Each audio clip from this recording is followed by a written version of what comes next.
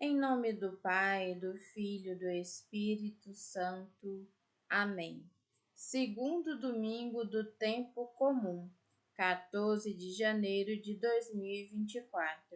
Hoje a nossa liturgia está na primeira carta aos Coríntios, capítulo 6, versículo 13 ao 15 e depois do 17 ao 20.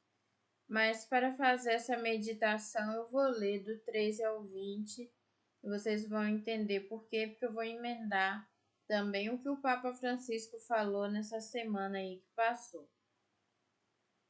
Tudo me é permitido, mas nem tudo me convém. Tudo me é permitido, mas eu não me deixarei dominar por coisa alguma. Os alimentos são para o estômago e o estômago para os alimentos. Deus destruirá tanto aqueles como este. O corpo, porém, não é para a impureza, mas para o Senhor, e o Senhor para o corpo. Deus que ressuscitou o Senhor também nos ressuscitará a nós pelo seu poder. Não sabeis que vosso corpo são membros de Cristo? Tomarei então os membros de Cristo e o farei membro de uma prostituta? De modo algum.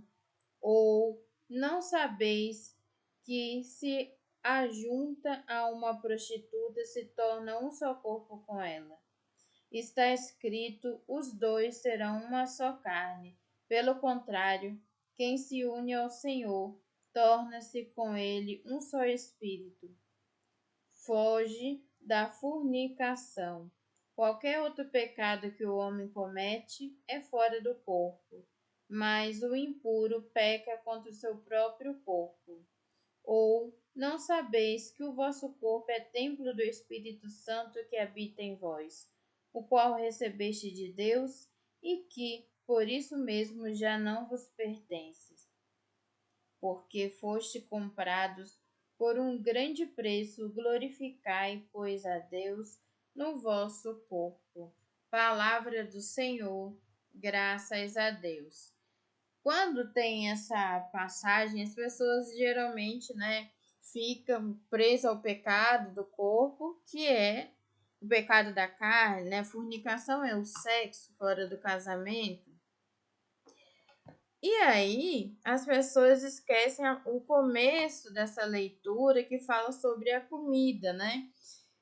E por que eu tô falando isso? No Tratado do Inferno, ele fala, né, das penas para aquela pessoa que cometeu o pecado da gula. Também, né, há um estudo teológico que prova que o pecado da gula, ele é o carro-chefe de muitos outros pecados. Então, o pecado da gula, a gula pode começar com a comida, mas ser transferida, por exemplo, para a vida sexual. A pessoa tem uma gula, né, direcionada para outras coisas, para o consumo do corpo do outro, né, tornando o outro objeto e a si próprio objeto. A gula de comprar muito, né? A pessoa vai querendo sempre mais para ela e em volta do egoísmo. E por que eu estou falando tudo isso? Porque o Papa Francisco, nesta quarta-feira que passou, no dia 10 de janeiro de 2024, ele fez uma catequese maravilhosa sobre a gula, né? Ele tem falado muito sobre na catequese sobre vícios e virtudes. E dessa quarta foi sobre a gula. E lá ele disse uma frase que me marcou muito, né? Como vocês sabem, eu realmente vivo um combate físico e espiritual contra a obesidade, então realmente ouvir do Papa isso me fez assim um grande favor e me deu forças para lutar, né? E ele diz assim: diz-me como comes e eu te direi que alma tens. Então ele fala sobre o egoísmo, sobre a forma desenfreada que a gente come ou não come nada, né? Ele fala tanto da bulimia, mas também fala da gula. Então, o Papa Francisco ele fala não só na esfera teológica, mas também na esfera da, da ciência, da doença que está se espalhando para o mundo. Inclusive, ele fala no final, né, de um ditado popular que diz que a gente tem que comer, né, para viver e não viver para comer. Então, assim, a comida nos mantém vivos, ponto. Mas a gente não tem que passar uma vida em função da comida, né, de comer. É isso que ele fala.